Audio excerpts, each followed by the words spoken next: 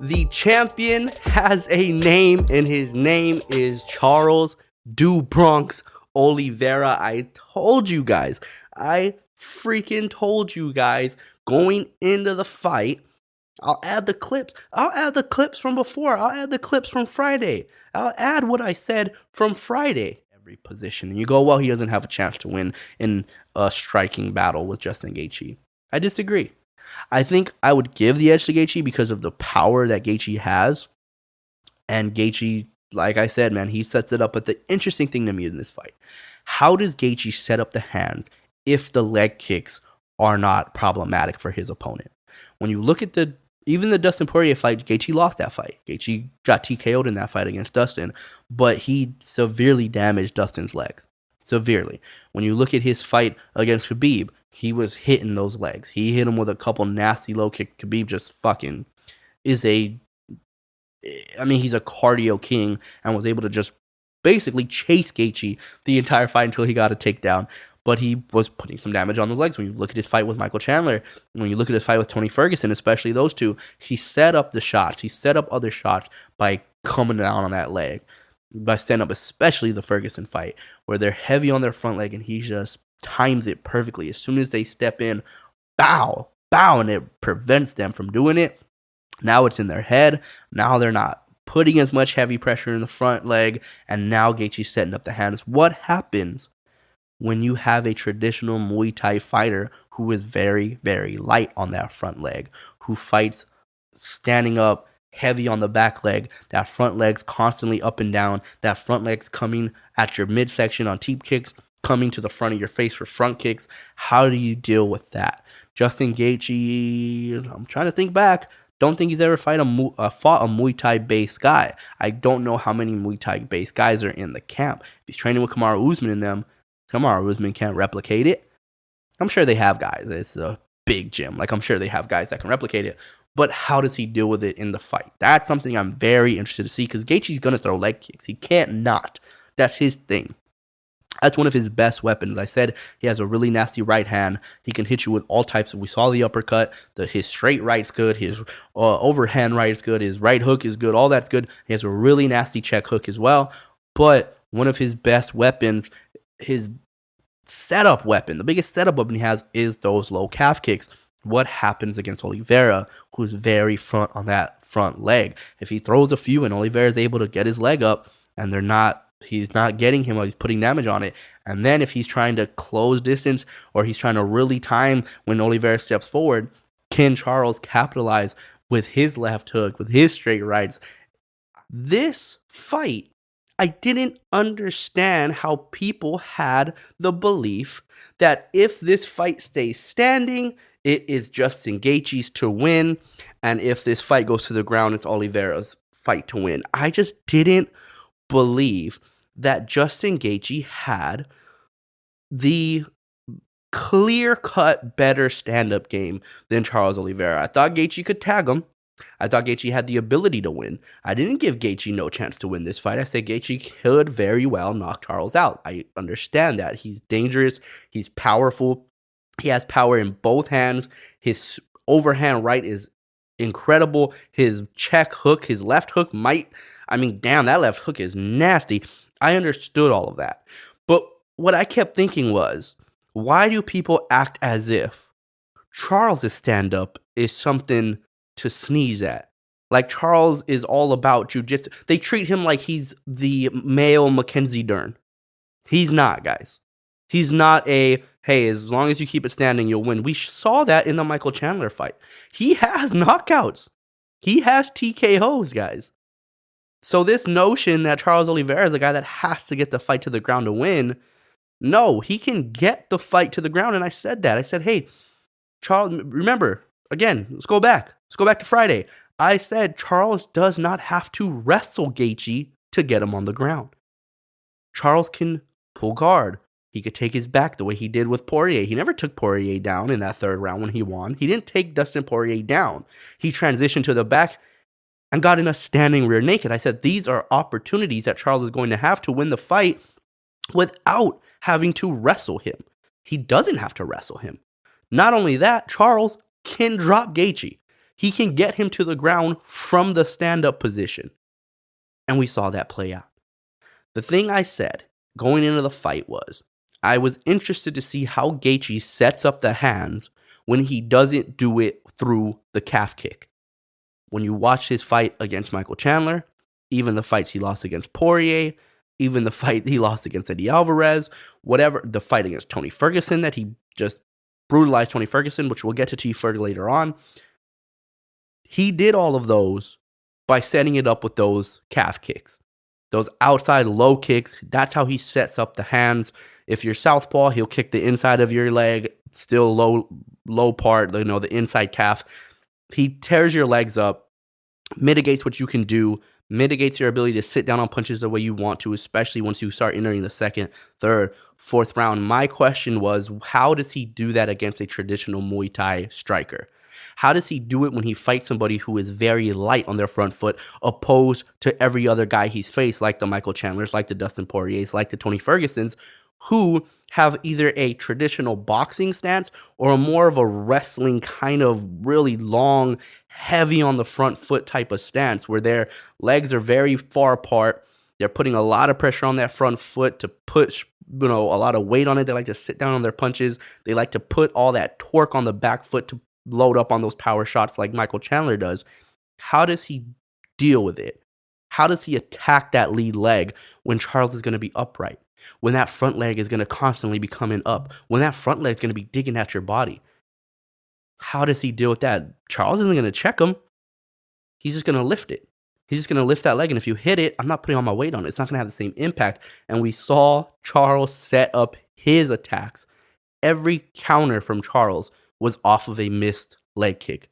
Every counter. When he got into clinch situations, every time he got into the clinch situation, it's because Gaethje threw a leg kick that missed and allowed Charles to close the distance and get into that Muay Thai clinch where he can land knees right into the body. He attempted 2 standing guillotines. He pulled guard on one of them. And then eventually the sit down, the punch that Charles sat him down with, came off of a missed leg kick. Justin Gaethje threw the outside low calf kick. He missed. Gaethje thinks, okay, every time I miss, he's clinching me. He thinks he's going to clinch, so he just backs up, hands down. This time, Charles doesn't clinch. This time, Charles steps in, throws a straight right, beautiful, accurate, power behind it, sits Gaethje down, and everybody knew. Gaethje knew himself. Go back weeks ago, Gaethje said it himself in an interview, if this fight goes to the ground, I'm fucked. If this fight goes to the ground, I lose. I know that. And everybody knew that. So as soon as he sat down and Charles jumped on top, that's it. I stood up and I was like, congrats, Charles won. Gaethje's not getting out of this. Surprised Gaethje got out of that triangle that he had. I thought he was going to switch to an armbar. I thought he was going armbar attempt. Maybe Charles just thought that was too predictable. Like right here, if I go for an armbar, that's too predictable. He'll defend. So let me throw in kind of that inverted triangle and let me try to beat him like that. And then I could switch from that inverted triangle to an armbar. Probably what he was thinking, probably what he was trying to set up. But Justin Gaethje tried to scramble out. Charles Oliveira, being the guy that he is, having the most submissions in the UFC, jumps to the back, immediately throws in that body triangle, immediately gets under the chin, and it's a wrap. And for Justin Gaethje, listen, I made a tweet, I posted a tweet making fun of Justin Gaethje, and the problem going into the fight was, I saw a lot of people that was like, I don't understand the Justin Gaethje hate. I don't understand, it's one thing to love Charles Oliveira and be a fan of Oliveira, but why the hate for Justin Gaethje? I don't hate Justin Gaethje. Nobody should hate somebody in the UFC. That's crazy unless they do something. John Jones gets a lot of hate, and that is different. That's almost justified in a way where I can't blame you. If you're somebody whose family member has suffered from domestic abuse and you believe that John Jones is a domestic abuser and he does these things to his wife, and if you fully believe that he did something to his wife in front of his kids and they're scared of him, then that's different. Right? That has nothing to do with the octagon. Anything that has to do with the octagon and you hate somebody for it, it doesn't make sense. It's just, you gotta live a better life. But I don't hate Justin Gaethje, but the reason I found it ironic and ironically funny was the fact that Gaethje's disrespect of Charles Oliveira for the last year and a half is all about Charles being a quitter, not being a warrior, not being tough, not being gritty, saying he has that quit in him and he's going to bring it out. And Nothing says I quit like a tap out. It is what it is. Nothing says I quit like you tapping out. And it was just ironic for a guy that says, I'm going to take him into the deep end. I'm going to break his will. I'm going to break his spirit. And I'm going to make that quitter that's deep down inside of him. I'm going to make that come out. And then he gets finished in the first round. He gets dropped, and then he gets submitted, and then he taps out. It was just ironically funny. Shout out to Charles Do Bronx Oliveira. That's my guy. You're welcome to the person I told. Do not put that fight in a parlay, because there was many people for some the disrespect, guys, the constant disrespect that Charles Oliveira continues to get for some reason still gets this disrespect where people were throwing him in the parlays. Justin Gaethje has to be part of the parlay. Drake throwing 50 grand on Justin Gaethje. Where are we getting this from, guys? Where are we getting this from? From his days at 145? When he lost to Max Holloway? When he lost to these guys at 145 pounds? How many years ago was that? Oh, we're under the assumption that guys can't get better. It's the issue I have with the way people are talking about Paddy Pimblett. Sure, Paddy Pimblett isn't going to beat Charles Oliveira. Sure, he's not going to beat Islam Makhachev. Sure, he's not going to beat... I wouldn't pick him to beat Tony Ferguson, Michael Chandler. Give me anyone in the top 10. I don't know if Paddy beats any of them. I don't even know if that fight's close. I get that. But why can't he improve? Why is improvement something that we don't think happens in the sport? People improve and people regress.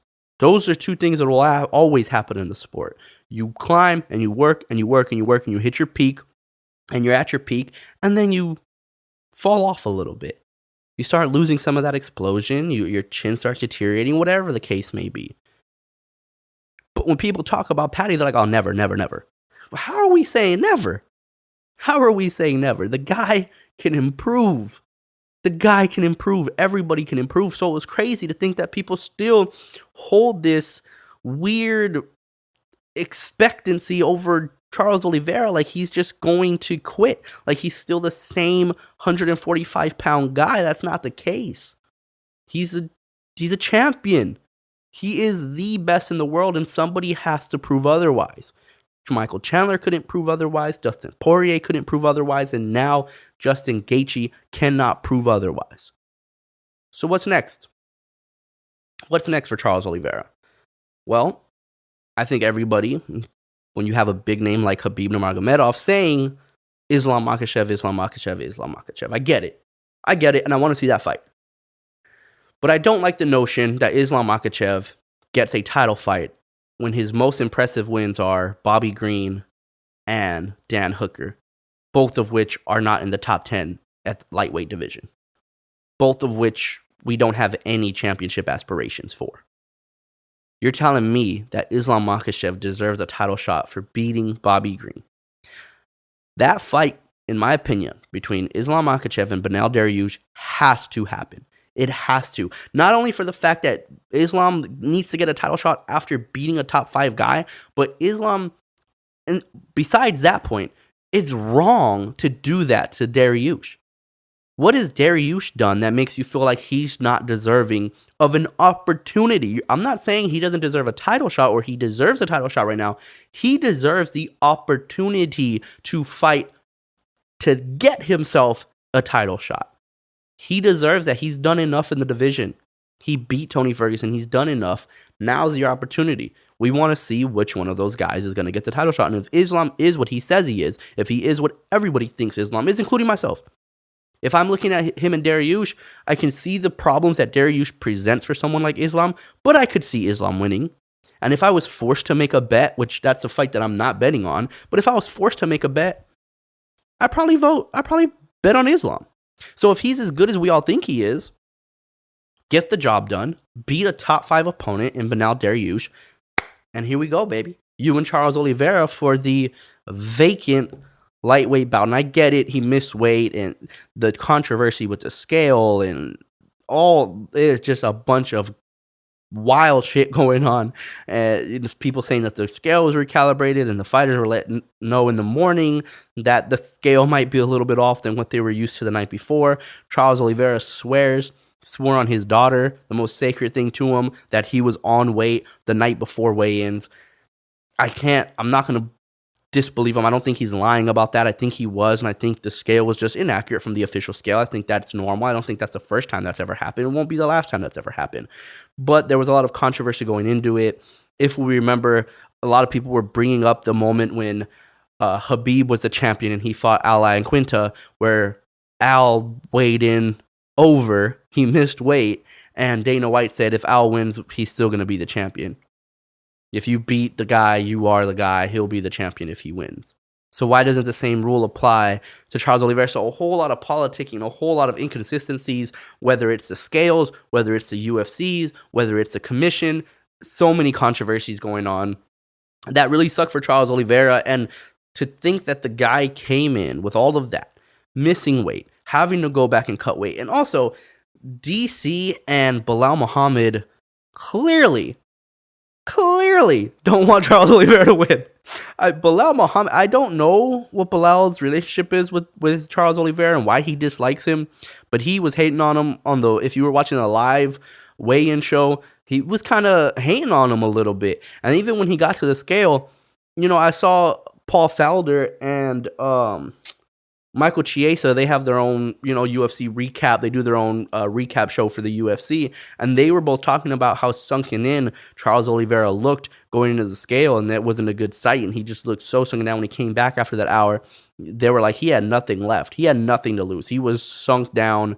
He was out of anything. There's no way he's going to break a sweat in that next hour after he's already been completely drained of any liquid in his body. Like he's sunken down. Well, going on to the scale and the live reaction, the live weigh-in show, Belal Muhammad's talking about, oh, he looks big. He doesn't look like he's sunken down at all. He doesn't look like he cut any weight.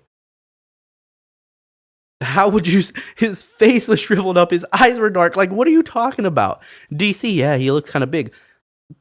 You're just saying that because he got on the scale late and because they weren't getting the proper read right away. So it makes you go, oh, yeah, he looks kind of big. No, he didn't. He didn't look big. He looked like he tried to cut the weight. To just make that assumption like, oh, this dude, what you're saying in that instance is, I think he might have purposely missed weight. That's fucking ludicrous. That's ludicrous. If he purposely missed weight, then that means he wouldn't fight. The only way you purposely miss weight is if you don't want to fight. Charles Oliveira wins nothing from missing weight. He loses money on pay-per-view points next fight. Good on the UFC, good on Dana White, giving him his pay-per-view points for this one. I don't think they had to be honest. I think technically they could have taken away the pay-per-view points, but he's losing pay-per-view points in the next fight. He's losing the belt. He's losing the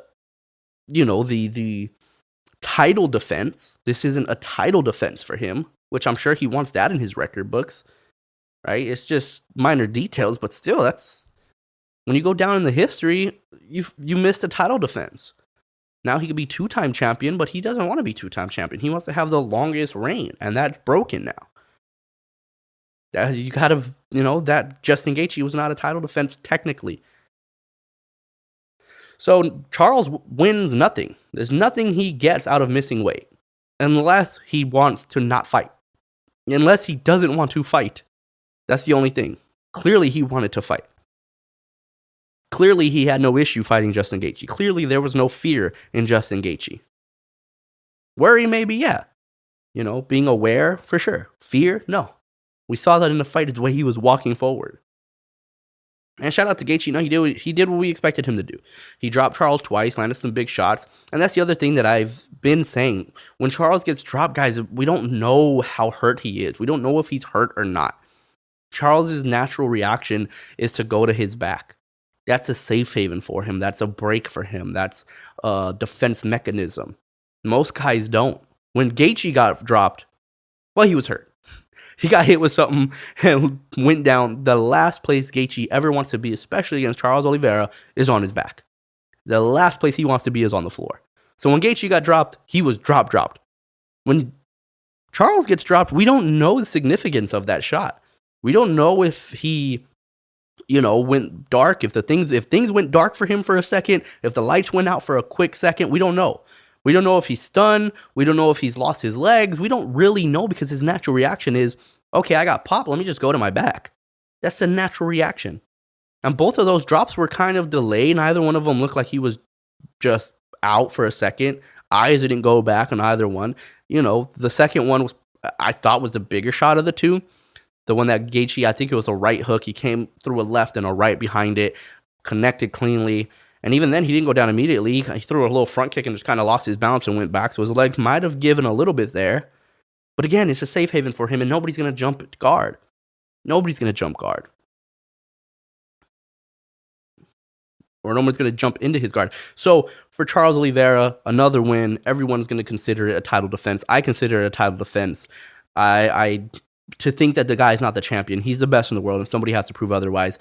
And boy, Khabib and Islam are really, really trying to avoid that Dariush fight. And I wonder why. Yes, you just want to fight for the title now. I get it. You don't want one more fight. One more fight is, and nobody wants to fight one more fight unless you feel like you're not ready. And clearly, Islam and the whole AKA team, especially Khabib, they all feel like Islam's ready. So if they can avoid one more fight and jump straight to a title fight, of course you're going to take it. But the other problem is Dariush is a tough matchup. Dariush is a very tough matchup. Very tough. I don't know how easy Islam's going to be able to take that fight to the ground. If he does, Dariush has the ability to attack from his back. The ways that Bobby Green sure as hell can't. Ways that Drew Dober sure as hell can't. Ways that Dan Hooker sure as hell can't. That's a dangerous matchup. That's not an easy win. Will Islam be the favorite in that fight? Yeah. Like I said, if I had to put money on it, would I put it on Islam? Sure. That is not an easy fight by any means, guys. By any means. That's a tough one for him. So I think they're trying to avoid it.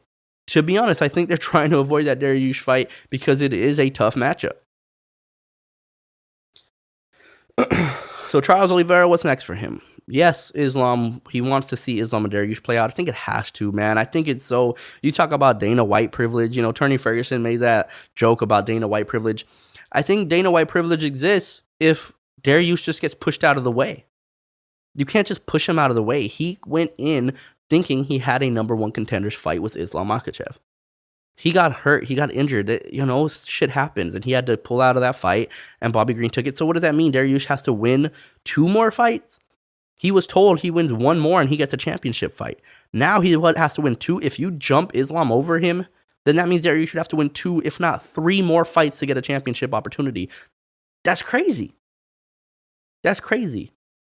So I think that fight has to happen. Mainly, 1, Islam hasn't fought anybody in the top 5. He doesn't have a current top 5 win under his belt. Secondly, you can't do that to Beneil Dariush. He's earned the right to fight for the number 1 contender spot. You have to make that fight go through. And then Charles does the smart thing. The wise thing to do. Charles knows now that any fight that takes place with him is for the championship fight. And because he's not champion, it doesn't have to be the number 1 contender. It doesn't have to be a guy that is next in line for the belt. If the Dariush and Islam fight go through, why not I fight the same time? Better yet, I'll fight the same card against Conor or against Nate Diaz. Give me the money fights. Give me the money fights. We'll fight at that time. And I think that's smart for Islam. Even if I was Islam's team, right? If I'm for Charles. If I'm Charles's manager, I'm looking at this and going, why not fight them at 170? That's just a payday fight. Nobody thinks that they should be in line for a 155 championship fight. So let's fight them at 170. Let's find the card that Dariush and Makhachev are going to be in, and let's fight either Conor and Nate. Let's headline it at 170.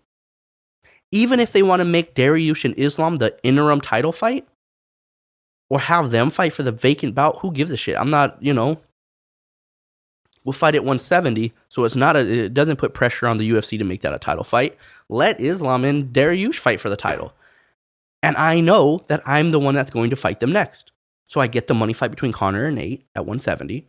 Win or lose, doesn't matter. I get the next title shot at 155 against the winner of Dariush and Makhachev. Beautiful. Done and done. If we want to fight at 155, if you want to give Conor McGregor that Dana White treatment and have him fight for the title at 155, we'll do that too. We'll do that too, for sure. Either way, when you look at somebody, and it makes up for the pay-per-view points you're going to fight. If you fight Conor at 170, you make up for all the pay-per-view points you would have lost, by not being the champion at 155. You make up for that. You make that and then some if you fight Conor McGregor at 170 even. You get a big payday for fighting Conor. So I like it. I like all of it. Now, granted, I think he would have loved to be the champion at 155 and fight Conor at 155 with the belt, because then he gets pay-per-view points on a pay-per-view it's going to do over 1 million buys thanks to Conor McGregor. But Charles Oliveira is in a really good spot, guys. Charles Oliveira is not in this terrible spot that everyone thinks he is. Because we know, even though he's not the champion, he has to fight for the championship. He has to be part of the next championship fight. So, with that being said, he could fight them at 170. Dariush and Makhachev could be a non-title fight. And he can still come back and fight for the title at 155, for the vacant title at 155 against the winner of that fight. Things still look up. Things are still looking really good for Charles Oliveira. And that's where Conor fits in. Conor fits in everywhere.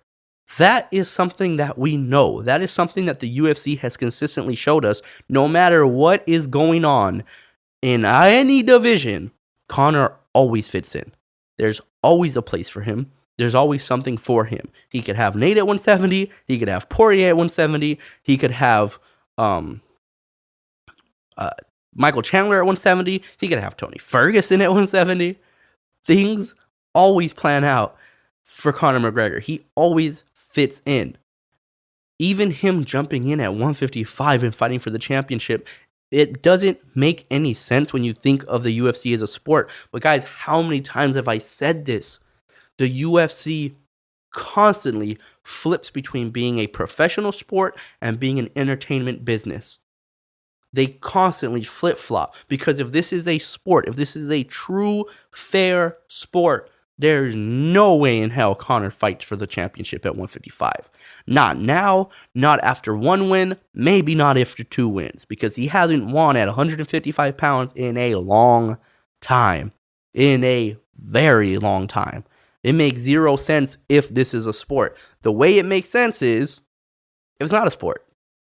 If we don't care about fairness in sports and rankings, and if we don't care about that and all we care about is pay-per-view buys, because what we're in the business of is entertainment. We are an entertainment business first, a sport second, then it makes sense. Then Conor McGregor getting a championship fight right now makes sense. So we'll see. We'll see where Conor fits in with this, but he has all of the options. From what I heard, I forget where I heard it from. I don't know if it was Chael Sonnen, but I heard from somebody that Conor isn't fighting this year, that he's not going to fight until either the end of the year, maybe November, December sometime, but more than likely at the beginning of next year. So Conor is going to have so many more windows, so many doors open for him between now and then, if that's true. If that's true. Conor fighting in July, I mean, I don't know what Conor's, we see him working out, but he's not in camp. He's not really training. He looks really thick. He looks like he's been putting on a lot of weight, lifting a lot of weights, but it looks like he's not running much. It looks like he's not getting much of cardio. And for a guy whose biggest downfall, his weakness, I guess, is his cardio, he's probably going to need some time to get into fight shape. It's hard to imagine him fighting in July, to be honest with you. And then Nate Diaz, obviously calling some people out. Nate Diaz and Michael Chandler would be cool at 170. Nate Diaz trying to fight a lot of people, saying that he would have finished Charles Oliveira. I don't think Nate's going to fight at 155 ever. If he would have done it, he would have already done it. I think that would have been a good idea for Nate years ago to fight at 155 instead of 170, but I just don't think Nate would. I don't know if he can. I don't know if he just literally can't get down to 155, but the thought of Nate having anything to do with a title picture at 155, I just don't see it, because I don't think he would even try to get into that. Next fight, the co-main event, Rose and Carla. Rose Namajunas, Carla Esparza. There's not much to say, guys. There's not much to say. It was the most boring fight.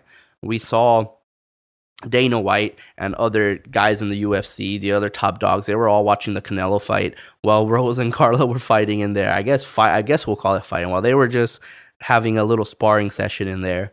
They were watching the Canelo fight. Sean O'Malley was on his podcast. He said he didn't even watch the main event between Charles and Justin Gaethje because he left. He was so bored that he left in the third round of the Rose and Carla fight because he was like, I just want to go home. Like, I'm just so bored. I'm getting tired. I'm gonna go home. And he took off. And he was at the fight and took off, left in the third round of that fight. We saw Israel Adesanya, who has his fight reactions that he posts on his YouTube page, which is a great YouTube page. We saw Israel Adesanya, his reaction was he fell asleep. He had a blanket, he was laying down on the couch, and he just fell asleep for the fight. Literally knocked out while they were fighting, woke back up for the main event, and then got hype again for the main event. And that's how we all felt. I'm sitting there just, you can't be mad. No matter who lost. Now, I agree. I agree with Rose in this sense. I don't think Rose lost. I will say that again. I don't think Rose lost this fight. But I can't say definitively that she won. This is a fight that should have been a draw. Neither of you did anything. To say that there was a winner of this fight, there was no winner. There was only a loser, and the loser was all the people that had to watch it. That's it. Neither one of these girls won nor lost. Neither one of them cared to win or lose. Neither one of them took the risk necessary to win or lose. The only people that lost were the spectators. That's it. Just us. Just the ones that watched it. The people that paid for it and watched it, those are the losers of this fight. So I agree that Rose didn't lose. Do I like the fact that Rose lost her belt on this? No, I don't like it. I don't think she should have lost her belt on something this just, it is what it is, guys. It was pathetic. It was a pathetic performance from both girls, and I don't like that Rose loses her belt to Carla. I don't think that Carla should be a champion by not doing anything. But at the same time, can Rose be angry? No. You decided to play the safe game. Pat Barry, her boyfriend, her husband, I don't think they're officially married, but he's giving you the advice that says, do you hear the boos? That's a good thing. As long as we hear the boos, we're doing what we're supposed to do. Well, if you play that game, play stupid games, win stupid prizes. If that's the game you want to play, don't be upset when the decision doesn't go your way. If that's the game you want to play. If you want to play the game of do nothing, be in a boring fight. In my opinion, after that corner work from Pat Barry, Trevor Whitman needs to be the guy. Trevor Whitman needs to be the only one speaking to her corner. If he wants to go on Pat, maybe Pat can give her some advice in terms of striking and, hey, this is opening up, or hey, you have this counter here, whatever it is. But Trevor Whitman needs to be the guy in her corner. It's been Pat Barry. It needs to be Trevor Whitman, because Trevor Whitman, you can tell, is a little different. You can tell that he wasn't. Now, did he give her great advice? Did he completely go against Pat Barry and say, no, forget all that. You need to start pressing forward. You need to pick it up. You're going to lose this fight if you don't pick up the pace and start winning these rounds definitively. Did he say that? No. But you can tell that he wasn't quite on board. He wasn't quite on board with it. He was like, hey, let's be a little more active here. So he wasn't completely on board. And I think if Trevor Whitman was there, that wouldn't have been the game plan. I think the game plan would have been press forward, force the shot. Force the shot, be confident. She had all the confidence in the first takedown attempts, right? The first couple where Carla wasn't able to get them, and then the ones that she did get and Rose popped back up, I went, okay, here we go now. Now we go. Now you have the confidence that she can't take you down and hold you down. So now we're going to start forcing that shot out of her. Now we're going to start throwing stuff up the middle, trying to time her coming in. We're going to try to force that. We're going to use our hands to force some shots, uppercuts, knees, all that stuff are going to be there. Maybe push kicks aren't a good idea. Teep kicks, maybe not. We don't want her to get a hold of the leg and get an easier takedown, or be able to transition into side control a little bit easier off of a front kick. But knees, force the shot out of her. Hands, and then you force a shot and then throw stuff up the middle, whether it's a knees or an uppercut. But we're going to start pressing forward because now we have confidence that she can't take us down that easily, and she sure as hell can't hold us down. Now that we have that confidence, let's get going.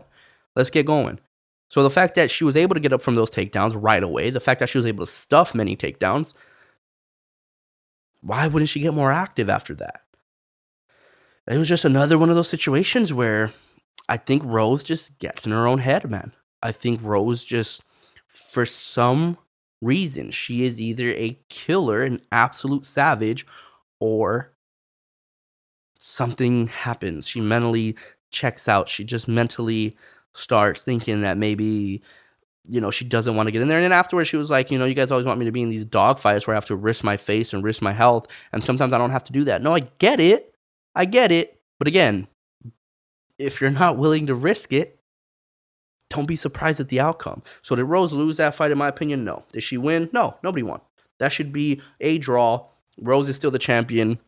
And Dana White and the UFC have to make a decision. Do we want to rebook this fight because it was a draw? Or do we say, hey, congratulations to both of you. You guys bored us out of ever fighting again.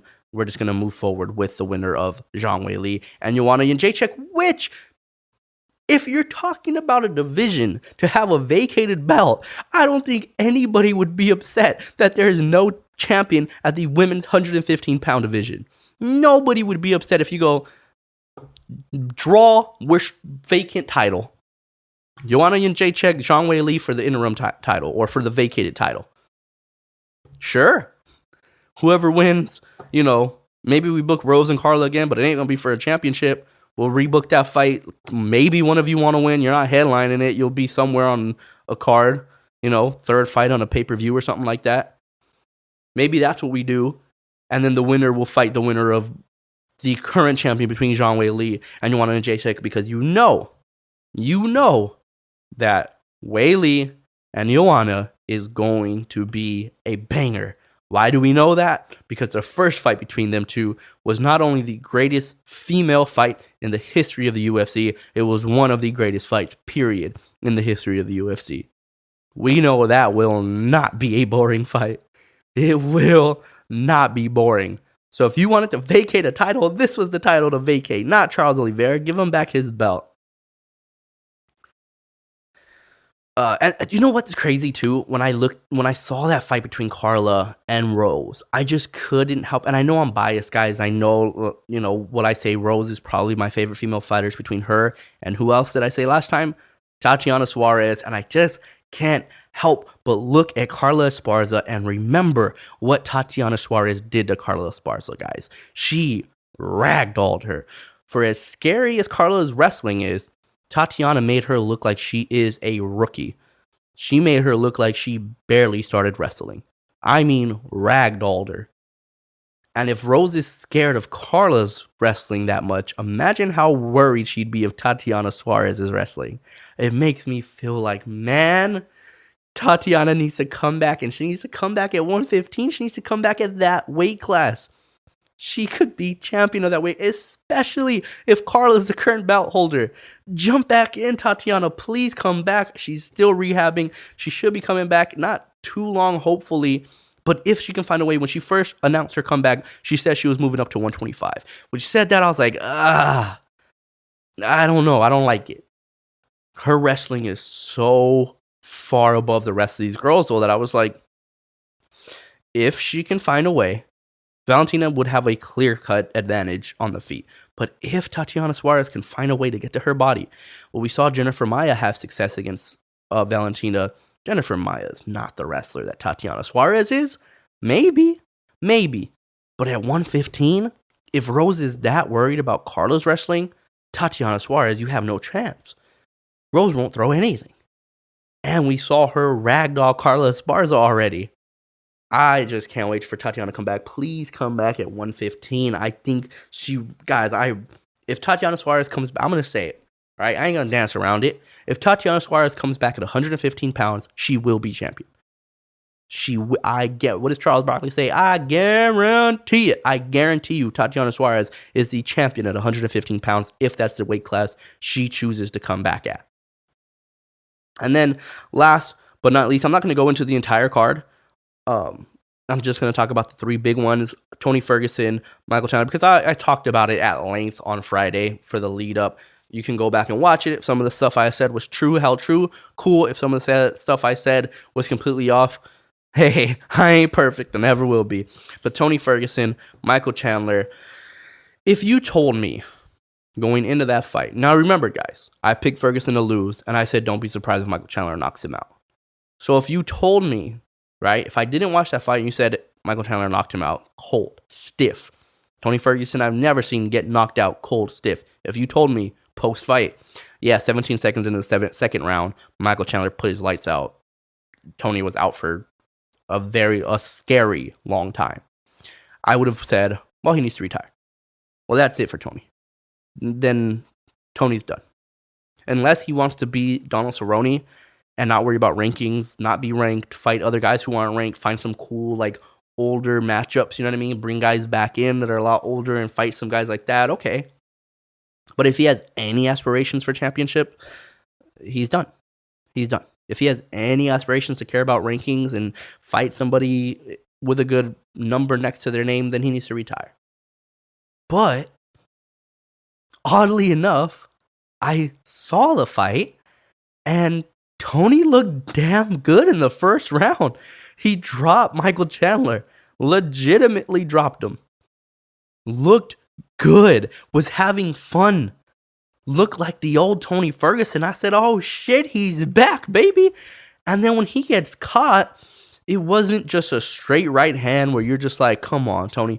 He gets caught by some shit that Michael Chandler's like, I never would think in a million years I would land that shit. So I'm like, all right, maybe Tony's not done. Maybe Tony should still get another top 10 fight, as crazy as it sounds. And part of me thinks, why do I want to do this to Tony? Am I trying to kill the dude? But he looked like a top 10 fighter in the first round. And if you disagree with me, go back and watch the first round. Just the first round. Tony looked like he belonged in the top 10. He looked like he can still beat guys in the top 10. So it's unfortunate for Tony Ferguson, but in a weird way, before the fight started, I never thought that I would see Tony get flatlined, but yet still think he deserves another top 10 fight. I never thought I'd be able to say that. But the circumstances were so awkward because he had a really good first round. He dropped Chandler in the first round. He was having fun. He was coming out, ready to go. And he got hit with some shit that you wouldn't expect. It wasn't that right hand that I kept talking to you guys about, that kind of fake level change with that right hand, straight right down the middle that Chandler seems to rock or drop everybody with. It wasn't that. It was a fucking front kick to the face that Michael Chandler never throw. You wouldn't even expect a 5'5" Michael Chandler to be able to hit a fucking front kick to the face of a 5'11" Tony Ferguson. I don't know if Chandler's 5'5", he might be like 5'7". But you get what I'm saying. It's something that you don't even expect. Michael Chandler's like, we don't work on it, we don't drill it. I just threw the shit thinking maybe. This is kind of a Hail Mary. You get hit with that, it's like, God. What's next for Ferguson? What's next for him? I don't know, guys. I don't know what's next for him. I just, for some reason, I feel like he deserves another top 10 fight. For some odd reason, I can't explain it. I really can't, but that's just how I feel, guys. That's just how I felt. I thought he had a really good first round. What's next for him? I don't know. A lot of people are saying Dan Hooker. Does that do anything for Ferguson? Maybe that gets him back into a fight that we're not necessarily petrified for Tony Ferguson. Coming into this fight, people were legitimately scared for Tony Ferguson. Michael Chandler's that type of guy where you go, I don't know. I don't really like this one. Just because, Chandler's coming off of a 2-fight losing streak does not mean this guy is a pushover in any way.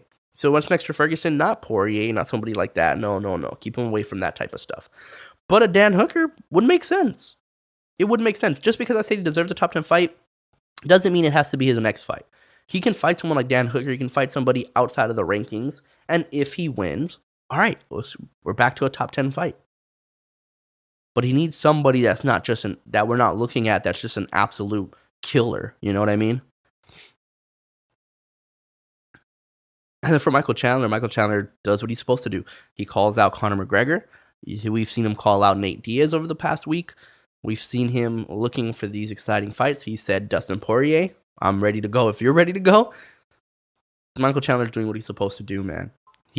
It's hard not to agree that Michael Chandler might be the most entertaining guy at 155 pounds currently. Charles Oliveira is the best, but Michael Chandler might be the most entertaining. Who's more entertaining than him at 155? Who do we get more excited about calling out Conor McGregor, calling out Nate Diaz, calling out Dustin Poirier? We get excited for all of those fights with Michael Chandler because we know it's going to be a fight. Michael Chandler's going to bring it. We saw that against Justin Gaethje. He lost against Justin Gaethje, sure, but that was one hell of a fight. It was exciting as it can be. Against Charles Oliveira, drops him. We thought he was going to be the champion at one point in the first round. it was as exciting as can be.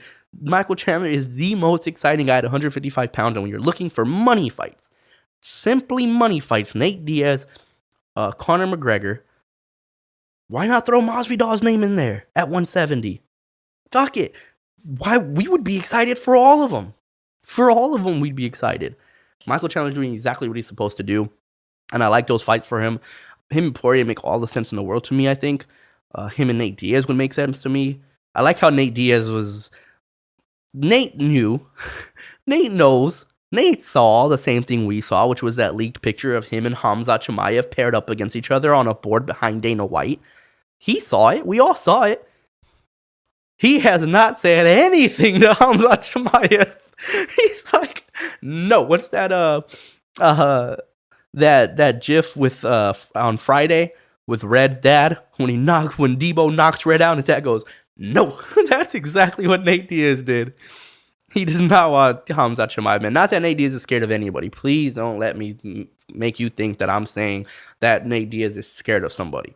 But against Khamzat, it just doesn't make sense to me. Why the UFC would even be setting that fight up wouldn't even make sense to me.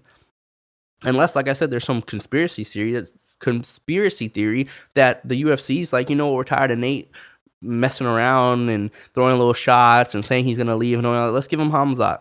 Let's force him to take this fight publicly. And if he doesn't, then you better find a fight for yourself quickly. Because he's called out Dustin. He said he wasn't going to fight Conor. Now all of a sudden he sounds like he wants to fight Conor again. And he called out, he's entertaining Chandler.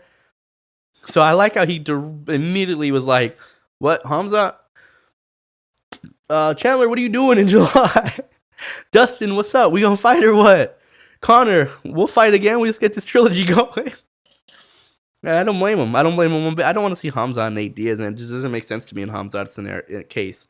It makes sense to fit the brand of Khamzat Chimaev, which Khamzat Chimaev's brand is, I'm going to smash everybody. Rankings don't matter. I don't care. I don't care about anything. I just want to beat everybody. I want to beat everybody on the roster. I don't give a shit if I fight 4 and then fight 12 and then fight unranked, then fight 2, then fight 7, then fight unranked. I don't care. I just want to smash some people. So it's on brand for Khamzat Chimaev to fight Nate Diaz, especially if he wants to get paid. That's still a big payday for Khamzat, but for Nate Diaz and for the rankings and for the overall shape of 170 pounds, it wouldn't make any sense. But those are the only fights I'm going to cover. Very interested to see what happens next between all of those guys. The most interesting thing to me is honestly the female, that 115-pound women's division. It just it threw a wrench in it, because it's one thing. I'm not saying that it threw a wrench in the plans because Carla won. She was fighting for a championship for a reason, man. She could win. But if she just went out there and dominated Rose Namajunas, if she went out there and put her down, kept her down, beat her down, and she won the bout, not finished her, and even if she didn't finish her, but she just won the way she would think that she would win, right? Which is just wear on her, get her down to the mat, hold her down, win rounds definitively, then we'd be entertained. We'd say, okay, cool. Without a doubt, we know it's Carla. We know it's going to be the winner of Zhang Weili and Joanna Jędrzejczyk, and we have no problem with it. But because it happened the way it happened, it's just like, do we even want to see it? Do we even want to see her in another fight? And then Jessica Andrade starts talking. I mean, she wants to come back, but she's not going to just jump back into a title fight against Carla Esparza. But then do we see Rose and Andrade 3? That's a possibility. They're 1-1 apiece. We could see that fight. But it doesn't, we're not as excited for Carla's title defense, unfortunately. And it's a bit of it's unfair. A bit of it's unfair for Carla, but also whatever the backlash is for Rose and Carla, you brought it upon yourself. Except for like hatred, like I said, you can't hate somebody for this, but whatever the backlash is, whatever the fans feel, you did bring it upon yourself. One more thing that happened I don't know what my dog is over there doing. Also in the fight world, Canelo Alvarez loses to Bivol. I hope I'm saying his name right. Bivol jumps up in weight class, very Izzy Adesanya style. He just bit off a little more than he could chew. He fought against a guy who's a real monster, and unfortunately came up short. What happens for him now? If he wants that rematch, he could get it. I think he already said that he wants to invoke his rematch clause, but whatever. If he moves back down in weight, he can still, be the champion. Trust me, we still want to see him in Triple G for a third time for a trilogy. Like, all of those things are still open. But, just try to bite off more than he could chew, but it shocked everybody. I tried to put chew and shocked into one word. It sounded real Mexican there. But but it was a big shock to everybody. People were putting crazy money on Canelo because he was a huge favorite. They were like, all right, whatever. In order to make a little bit of money, we got to throw some big cash on this guy. And they fucking lost that money, man. I'm sure Vegas won big time. Because there were some people, I think Floyd Mayweather threw some money. He won a big chunk of change because he threw some money on Bivol. I don't think I'm saying his name right at all. But either way, he threw some money on him. He got a big chunk of change. There's going to be some guys who hit big. But for the most part, people were throwing fat stacks on Canelo just because they felt like it was in the bag. We got to put big money in order to get some type of return back. And they got screwed, man. They got screwed over. Canelo Alvarez just didn't look quite himself. Part of it could have just been a little bit of timidness. He looked like his cardio wasn't what it normally is. I heard that he did a vegan diet. This was his first fight on a vegan diet. Maybe that had something to do with it. We'll see if he keeps that going in the future. I don't. It's ass backwards to me. It just doesn't make sense to me how you're moving up in weight, but yet cutting out that amount of protein, cutting out meat. It's hard to imagine somebody going up in weight. Usually if somebody's going to be on a vegan diet, you would think that they're going down in weight class. To go up into that weight class and go vegan, I don't know, man. I just don't understand. People do some weird shit sometimes. It's just like, why change a formula that's been working? If that's true. I could be wrong. Because I just heard that he was on this like all vegan diet. But we'll see what happens to Canelo moving forward. His next fight's going to be massive, whether he invokes his rematch clause or not. His next fight's still going to be big, and I'm sure he'll still be a favorite regardless of the fight. And, crazy enough, it's the biggest, most talked about fight even during the Canelo fight week was who was Jake Paul going to fight next. It's just so weird. It's so weird to think that like Jake Paul continues to say it. And then even now with Tyson Fury retiring, where maybe Tyson Fury and Deontay Wilder, before they had that trilogy, maybe that one was kind of, especially before the second fight. After the first fight when Deontay Wilder dropped him and it ended up being a draw, and we felt like Tyson Fury outboxed him, but Deontay Wilder dropped him twice. One of the times, we don't know how he got up. Like going into the second fight, that was the most anticipated matchup. If Canelo had won and we have Canelo Triple G, maybe that becomes the most anticipated matchup. But because Canelo lost, because Tyson Fury retired, yeah, the most anticipated matchup in boxing is whoever Jake Paul fights next. That's fucking crazy. It's so crazy to me. Other than that, we got NBA playoffs tonight. Bucks, Celtics. They are in a huge game. This is game 5, if I'm not mistaken, in Milwaukee for game 5. The series is tied 2-2. I picked Boston in 6. I'm going to change it. But I'm still picking Boston in 7 instead of 6. I think they win this one. Maybe even if they lose, I think they could force it to a game 7. Or actually, no, this should be in Boston. So I'm going to have them winning this game. They're going to go up. Is it in Boston? Has to be in Boston, right? I have them winning regardless. I'm winning this one. I'll have Milwaukee winning game 6, and then Boston finishing it out. It has to be because game 7 is going to be in Boston. And then finishing out in Boston in game 7. That's how I have it. I still have the Celtics moving forward. Even with the injury to Robert Williams, I still think they have enough to get it done. And then the Warriors have a chance to finish off Memphis. They are up 3-1 in the series, so they have a chance to go to Memphis and finish off this series for game 6. And I just feel like maybe this should be it. This could be it for Memphis. Without Ja Morant, it's tough, but maybe there's some magic in the building, man. Maybe there's enough. They're at home. Maybe they get enough of a juice from the crowd, and somebody goes off. Somebody can have a big game, and maybe they push it to a game 6 back in Golden State. Yeah, because Memphis is a 2 seed, so maybe they can find a way to push to Golden State, which I think it would finish in 6 anyway in Golden State if they did. My opinion, my guess for this, right, is Golden State finishes out the series tonight. Big wins for the Heat and for the Suns. Big wins not only to take the 3-2 lead in those series, but more importantly, the way they won. Both teams winning by 20-plus points. Tough night for the Mavericks. They couldn't get anything outside of Luka and Jalen Brunson. Dinwiddie's supposed to be the guy. I just don't know how Dinwiddie fits in right now with Luka and Brunson. Dinwiddie's most effective with the ball in his hand, being the initiator, being the playmaker. He has the size of a 2 guard, but he kind of plays as a point guard. He's used to being the play initiator, coming downhill, getting to the rim, setting other guys up. That's what he's best at. Is he as good as Luka at doing it? No way. But that's what he's best at. So when he's not a spot up shooter, he's not great off the ball. 2 points, 16 minutes.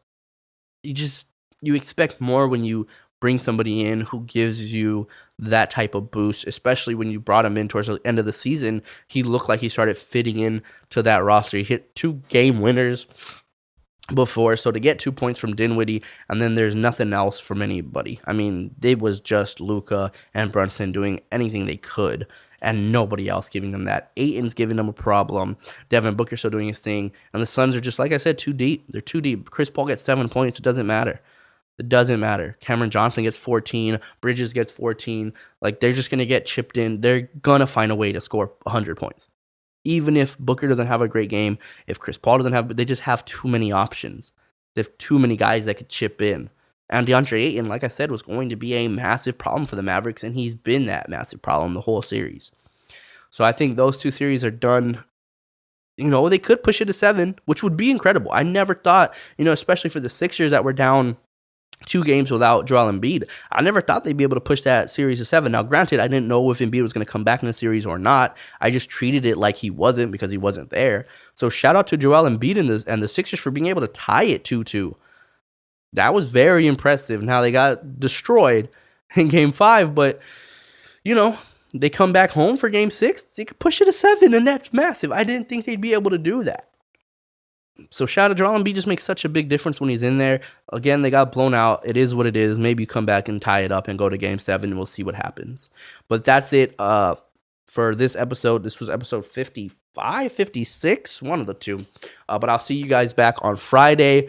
We will cover the rest of what happened in the NBA playoffs, where we're at. We might be already into the next round. We might have a team that is ready to go for the Western or Eastern Conference Finals, but that is yet to be seen on Friday's episode. And then we will talk a little bit about the state of the NFL post-draft and where teams lie, where teams stand, what moves have been making in the offseason, and then maybe do a quick little preview of the next UFC fight night, which is on Saturday. So thank you guys as always. I will see you on Friday. Y'all be smooth. Y'all be careful. Peace.